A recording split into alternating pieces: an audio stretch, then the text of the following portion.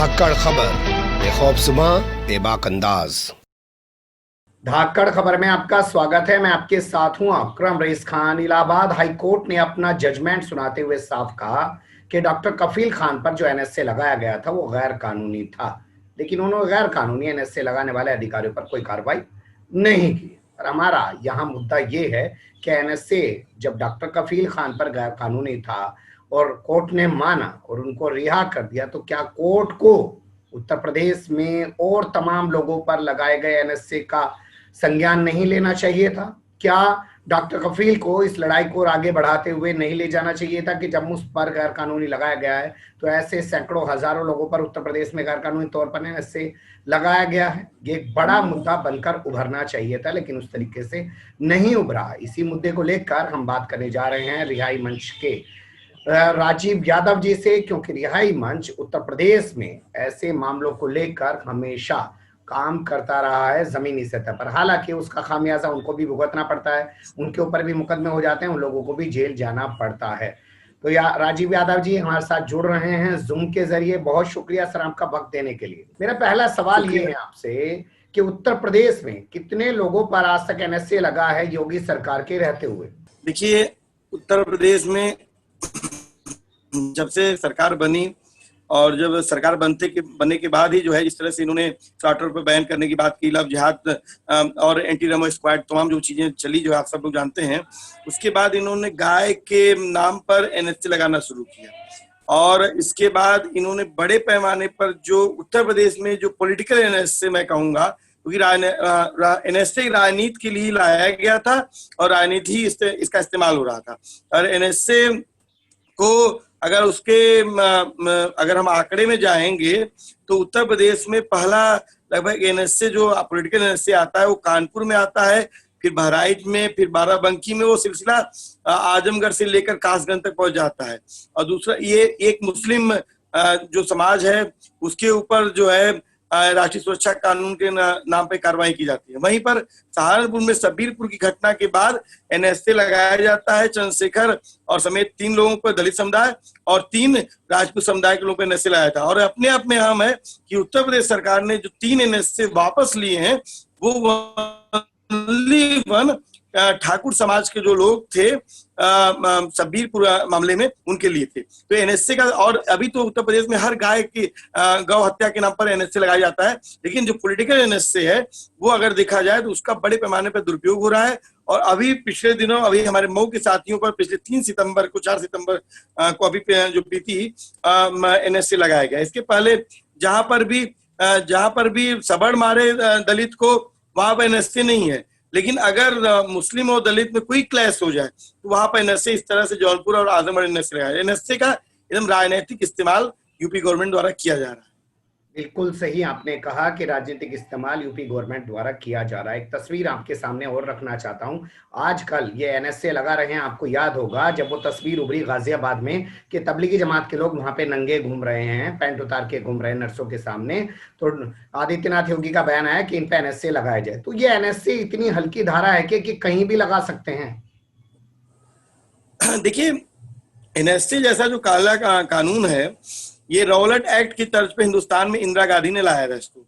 और इंदिरा गांधी जो फासिस्ट हुकूमत है, हमारे यहाँ का जो दिक्कत ये है कि हमारे यहाँ मनुवाद ने हमारे समाज में इतिहास बोध ही खत्म कर दिया है। अशोक के बाद तो हिंदुस्तान में इतिहास लिखने की परंपरा थी नहीं, तो यहाँ तो होता था जो हुआ है फिर होगा जो है। रॉलेट एक्ट में लाया गया था न वकील, न दलील, न अपील। और उस समय जो हमारे क्रांतिकारी थे उनके ऊपर राष्ट्रीय सुरक्षा कानून के नाम पर जो आज हो रहा है, उसी समय अंग्रेजों ने रॉलेट एक्ट के नाम पर ये कार्रवाई की थी। 1980 में जब ये देश इमरजेंसी के बड़े फांसीवादी खतरे से टकराते हुए अपनी सरकार बनाया, और सरकार बनने के बाद एक फांसीवादी रिजीम इंदिरा गांधी की गवर्नमेंट में फिर 1980 में आए। इसे मुरादाबाद से लेकर हासिमपुरा मलियाना से लेकर, जिसके लड़के का सपना, राजीव गांधी का सपना था राम मंदिर मतलब बाबरी मस्जिद विध्वंस, उस इंदिरा गांधी ने जो है एनएसए लाया, न वकील, न दलील, न अपील। और उस एनएसए का इस्तेमाल आज मोदी गवर्नमेंट, योगी गवर्नमेंट कर रही है। आप याद करिए कि शाहीन बाग में जब चल रहा था आंदोलन, उस समय भी इस बात को कहा गया था, दिल्ली में खूब चर्चा आई थी कि एनएसए लगा दिया जाएगा।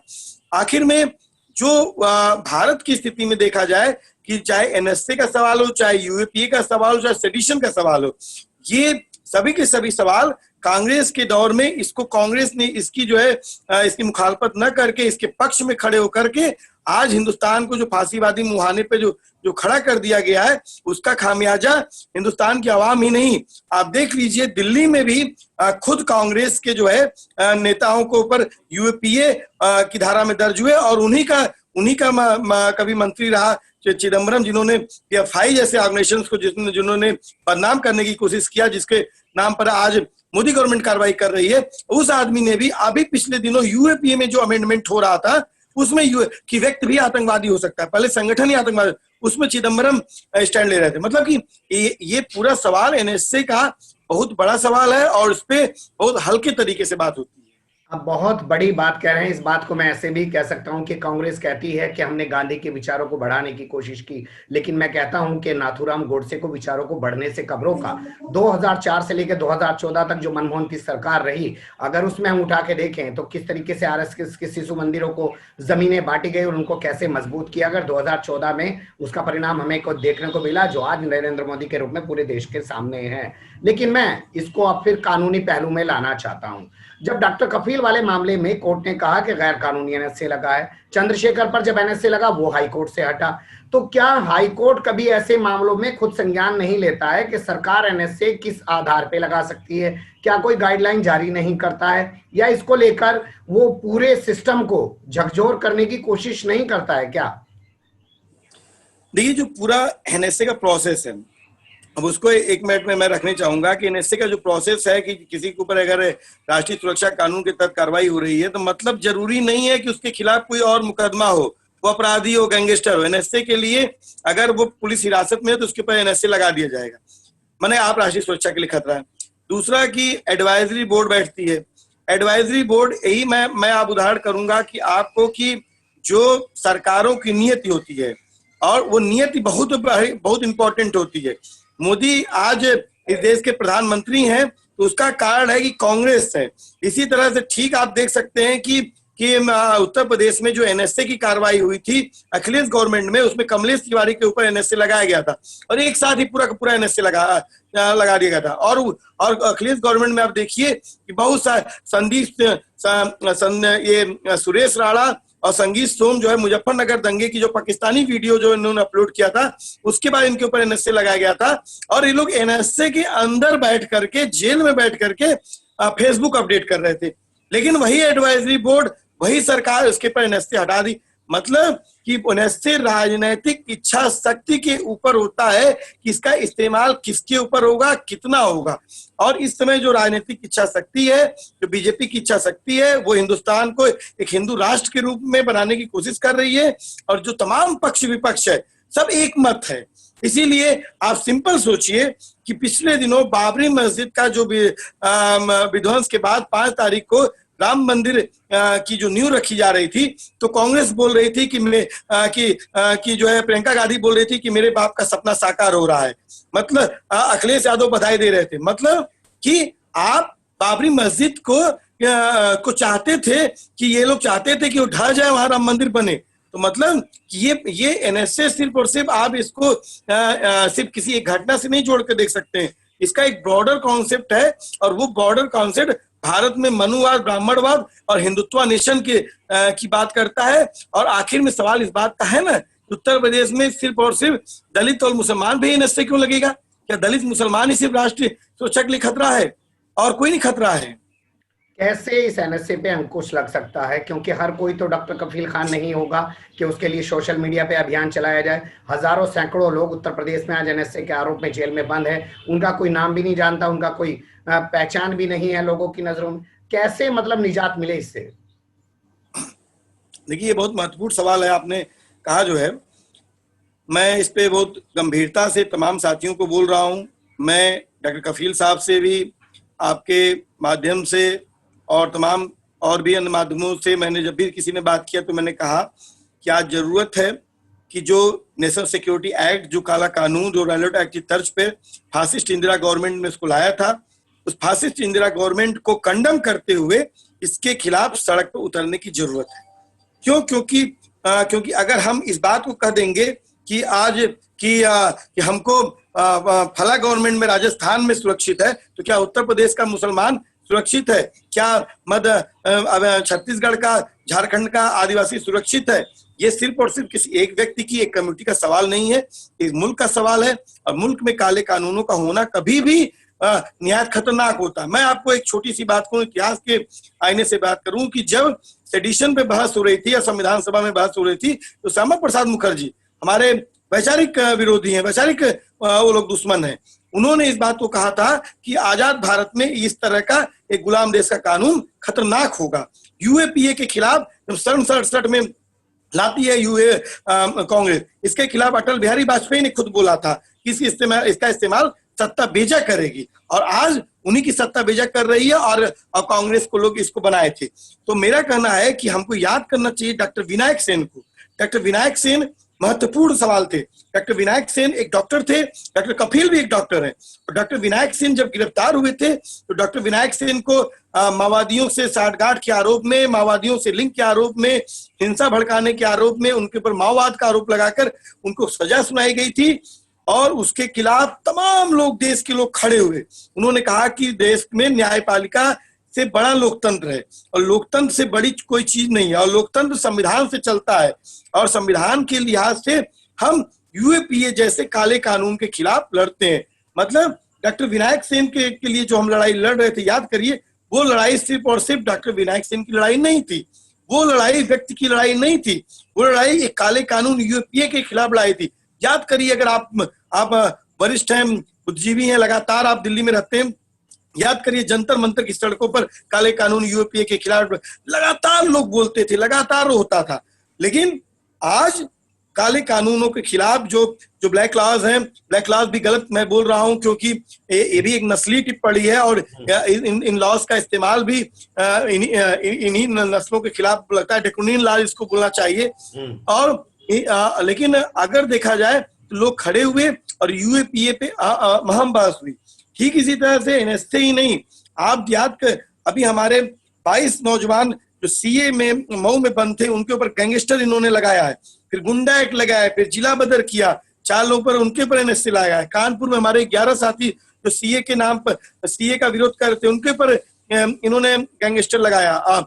लखनऊ में गैंगस्टर लगाया, हमारे आमिर मिंटोई भाई अलीगढ़ में उनको जिला बदर किया, हमारे अभी सरजिल उस्मानी भाई अभी पिछले दिनों फरहान जुबैरी रिहा हुए, मुस्तफा फराज पिछले दिनों रिहा हुए। ये तमाम ऐसे लोग हैं जो क्रांतिकारी लोग हैं। आने वाले दौर में जब भी हिंदुस्तान का इतिहास लिखा जाएगा तो 2017 में 2 अप्रैल 2018 को नहीं भूल सकता कोई, और 19-20 दिसंबर को जो सीए के खिलाफ जो आंदोलन हुआ था उसको नहीं भूल सकता कोई, क्योंकि ये मुल्क बचाने की एक बड़ी तहरीर थी। और इस तहरीर के आंदोलनकारियों को जिस तरह से गुलाम भारत में उनके ऊपर ब्लैक लॉज का इस्तेमाल करके उनको रोकने की कोशिश कर रहे थे, वो आज कर रहे हैं। और हमें इस बात पे तनिक भी नहीं सोचना चाहिए कि इस कानून को किसने लाया था, कौन लाएगा, क्यों? क्योंकि मुल्क हमसे बचेगा, किसी राजनीतिक दल से नहीं बचेगा। इस देश की लड़ाई, आजादी की लड़ाई कोई पार्टी नहीं लड़ी थी, कांग्रेस एक तहरीक उस समय थी, ना कि कोई पार्टी थी। और जब भी कोई देश को बचाने की जो भी जन आंदोलन होता है, कोई पार्टी चलाने की कभी भी नहीं हुआ था। जेपी आंदोलन देखिए, चाहे इसके पहले नक्सलबाड़ी का जो पूरा विद्रोह हुआ, चाहे हर टाइप के विद्रोहों को देखिए, तो कभी भी कोई पार्टी की चलाने की उसमें कुबत नहीं होती है, वो आंदोलन जनता चलाती है। और आप देखिए कि आने वाले दिनों में जिस तरह से रिजर्वेशन पॉलिसीज के खिलाफ हो रहा है, और जल्द ही जो है भारत में फिर से एक भारत बंद की आहट है, और निश्चित भारत बंद होगा। इसलिए हमको लगता है कि व्यक्ति पे बात न करके कानूनों को खात्मे की लड़ाई को जब हम लड़ेंगे, तभी हम ये एनएसए, गुंडा, गैंगस्टर, यूएपीए के खिलाफ लड़ पाएंगे। नहीं तो एक एक करके ये लोगों को डालेंगे, हम कहेंगे कि इनके पास सॉलिडरिटी हमारी है, उनके पास सॉलिडरिटी है, और वो कानून एक एक करके लोगों का खात्मा करेगा। और वो खात्मा सिर्फ लोगों का खात्मा नहीं करेगा, बल्कि इस जमहूरियत का खात्मा करेगा। आप सिंपल सोचिए कि हमारे 12 इंटेलेक्चुअल भीमा कोरेगांव में उनको कैद कर दिया गया है यूएपीए के नाम पर। और यूएपीए का जो सिलसिला भीमा कोरेगांव का है, वो अगर आप याद करिए कि जीएन साईं बाबा जो कि गढ़चिरौली में उनको अरेस्ट मामले में उनको अरेस्ट किया गया था, प्रशांत राही को अरेस्ट किया गया था, और वो सिलसिला कहाँ से शुरू हुआ?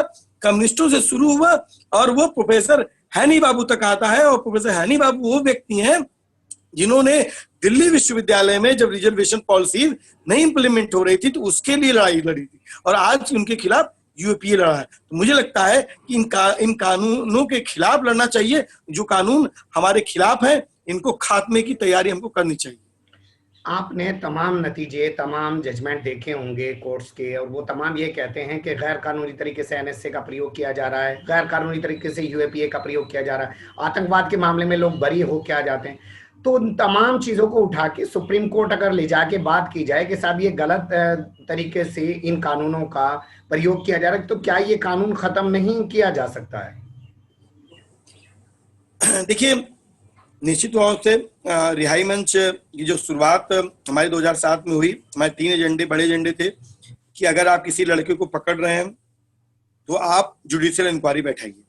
हम इस देश में जस्टिस सिस्टम में विश्वास करते हैं और इसी लिहाज से इस मुल्क में बने हैं। नहीं तो इतने बड़े मुल्क में इतने बड़े दमन के बाद इस देश में पाकिस्तान बना, लेकिन हिंदुस्तान में बड़ा तादाद में मुसलमान नहीं गया। इस देश में ओबीसी दलितों के ऊपर लगातार दशकों से उत्पीड़न हो रहा है, लेकिन वो यहीं पर बना हुआ है। क्यों? क्योंकि उसको अभी भी जुडिशियल प्रोसेस में उसको यकीन है। दूसरा, हमने कहा कि अगर आप मानते हैं कि पॉलिटिकल पार्टीज मानती हैं कि अगर ये लड़के बेगुनाह हैं तो अपने चुनाव मैनिफेस्टो में डालें। तीसरा, हमने कहा कि इस देश में इंटेलिजेंस एजेंसियां जो हैं उनको संसद के प्रति जवाबदेह बनाया जाए। मैं इस बात को फिर से कह रहा हूं कि जो हमारी पूरी लड़ाई थी उसमें हमारे जो प्रेसिडेंट हैं एडवोकेट मोहम्मद शोएब साहब, उन्होंने 17 नौजवानों को जो आतंकवाद के नाम पर फंसाए गए थे उनको अदालतों से रिहा करवाया। ये एक लंबी लड़ाई है, लेकिन मैं इस बात को कहा, जब रिहाई मंच की स्थापना भी हमने किया, हमने इस बात को कहा कि हम केस लड़ने के लिए या फिर सिर्फ घाव पे मरहम लगाने के लिए नहीं है। हम इस मुल्क में जो ये जातियां, इसके खात्मे की तैयारी के लिए हम आए हैं और इस जातियों के खात्मे की तैयारी होनी चाहिए। इसलिए मेरा यकीन है कि ये कहना ही गलत होगा कि इनका गैर कानूनी तरह से या गलत इस्तेमाल करते हैं। यूएपीए कानून ही गलत है, एनएसए कानून ही गलत है, सेडिशन ही गलत है, गैंगस्टर ही गलत है, गुंडा एक्ट ही गलत है। अगर गलत नहीं है तो बता दीजिए। अभी एनसीआरबी का आंकड़ा आया है कि इस देश में दलित, मुसलमान, ओबीसी सबसे ज्यादा जेलों में है, सबसे ज्यादा उनको सजाएं हो रही हैं। अगर अब बनाया गया था कानून, आपने बनाया था, आपने इस देश में कानून बनाया था कि जो लोग शोषित हैं, वंचित हैं, उनके हक हकूक इंसाफ के लिए। अच्छा, बताइए कि इस देश में इतना ज्यादा 70 साल 72 साल में इतना ज्यादा ओबीसी, दलित, मुसलमान इतना ज्यादा बाहुबली हो गया है, कटप्पा हो गया है कि वो जो है अपराध करने लगा है। और इस देश में सबड़ अपराधी नहीं है। मतलब कि कानून बनाया गया था यहाँ पर वंचितों के लिए और उसका इस्तेमाल ही किया जा रहा है वंचितों के खिलाफ। इस देश में फांसी की सजाएं सबसे ज्यादा दलितों के खिलाफ दी गई हैं। इस देश में सबसे ज्यादा फांसी जो है किसी अफजल गुरु को दी जाती है, किसी कसाब को दी जाती है। तो मुझे लगता है कि ये कानूनी गलत है और ये कानून मनुवाद की स्थापना के लिए लाए गए, बनाए गए। इसको लोगों ने सोचा कि सॉफ्ट हिंदुत्व के तर्ज पे, पहले चूंकि जनसंघ के दौर में ये स्थितियां नहीं थी, संघ जो है आरएसएस के जरिए अपना काम करता था, लेकिन बाद में जो राजीव गांधी ने ताला खुलवा करके पूरी भाजपा की जो राजनीति उसको खड़ा करवाया, तो उसमें मुझे लगता है कि इस काले कानूनों के खात्मे के लिहाज से हमको लड़ाई लड़े बगैर इसका नहीं कर सकते। निसंदेह हम कोर्ट में हम लोग लड़ेंगे, जाएंगे, लेकिन आप इस बात को देखिए कि अभी उत्तर प्रदेश में एक बड़ा कानून यूपी कोका है और यूपी कोका जो कानून है उसमें जो मैं आपसे बात कर रहा हूं ये भी क्राइम होगा। मेरे पास जो डॉक्यूमेंट होंगे किसी यूपी कोका के विक्टिम के, वो भी क्राइम होंगे। आपको ये जो इंटरव्यू प्रसारित कर रहे हैं आप, इसके लिए आपको सरकार से अनुमति लिए बगैर ये नहीं कर सकते हैं।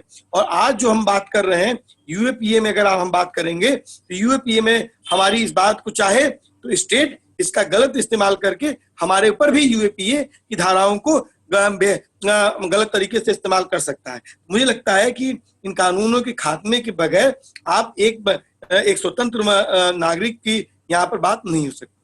बहुत शुक्रिया, आपने बहुत अच्छे से बताया कि इन कानूनों के खात्मे की जरूरत है, ना कि इस चीज पे बहस करने की जरूरत कि इन कानूनों का सही प्रयोग हो रहा है या दुरुपयोग हो रहा है। एक चीज आपने कही कि अफजल गुरु और कसाब को फांसी हुई, लेकिन वो पूरा एक जुडिशियल प्रोसीडिंग के तहत हुई, इस पर भी आपको ध्यान देना चाहिए। क्यों, गलत कह रहा हूं क्या?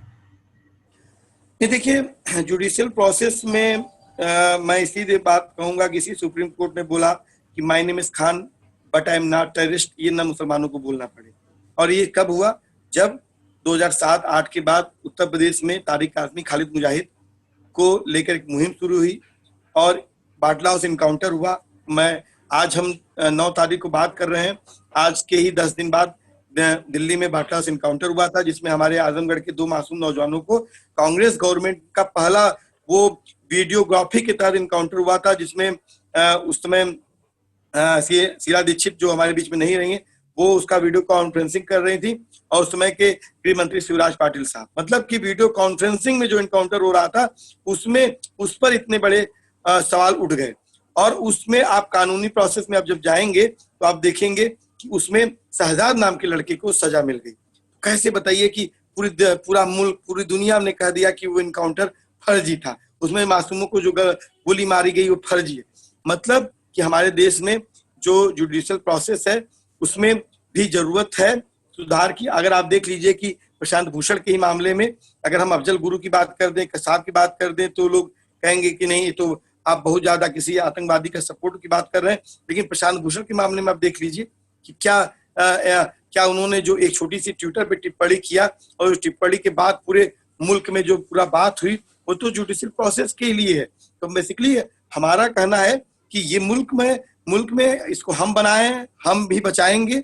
और साफ तौर पे मैं इस बात को भी कहूंगा कि इस मुल्क में आजादी के बाद जो इसमें सबके हिस्सेदारी नहीं मिली, हक हकूक इंसाफ नहीं मिला, कोई भी मुल्क, चाहे वो, ये तो डेमोक्रेसी है, चाहे राजशाही हो, चाहे वो कोई डिक्टेटरशिप हो, डिक्टेटरशिप में भी एक जुडिशियल प्रोसेस का एक रहता है, चाहे डिक्टेटर ही करता है उसको जो है, और चाहे जो भी रिजिम हुई। लोकतंत्र बिना इंसाफ के, बिना पार्टिसिपेशन के, अपने बिना वंचित समाज के लोगों के उसके जो है बिना भरोसे के, बिना उसके नहीं खड़ा हो सकता है। इसलिए मैं कहना चाहूंगा कि हम जुडिशियल प्रोसेस पे, खास तौर पर प्रशांत भूषण की बात को लेकर और विनायक सेन की मैंने बात कही कि कभी भी हम इस बात को नहीं सोचना चाहिए कि ये कोर्ट की अवमानना है। कोर्ट की अवमानना नहीं, अगर मुल्क बचेगा तो इस देश में कोर्ट बचेगा, डेमोक्रेसी बचेगी इस देश में तो हम बचेंगे। बिल्कुल सही कहा आपने कि डेमोक्रेसी बचेगी तो हम बचेंगे। वही तो आज वो चाहते हैं, लोगों से बोल लेने तक का अधिकार छीन लेना चाहते हैं, सोच लेने तक का अधिकार छीन लेना चाहते हैं, और ऐसे काले कानूनों का प्रयोग करके उनके दिलों में डर व्याप्त कर देना चाहते हैं ताकि लोग बाहर ना निकल सकें, उनके गलत को गलत ना कह सकें। बहुत शुक्रिया, फिर आपसे जुड़ने की कोशिश करेंगे। एक छोटी सी कोशिश थी एक मुद्दे पर आपके सामने बात रखने की। फिलहाल फिर ऐसे ही किसी सुलगते हुए उलझते मुद्दे लेकर हम आपके सामने होंगे हाजिर। फिलहाल अभी हमें दें इजाजत।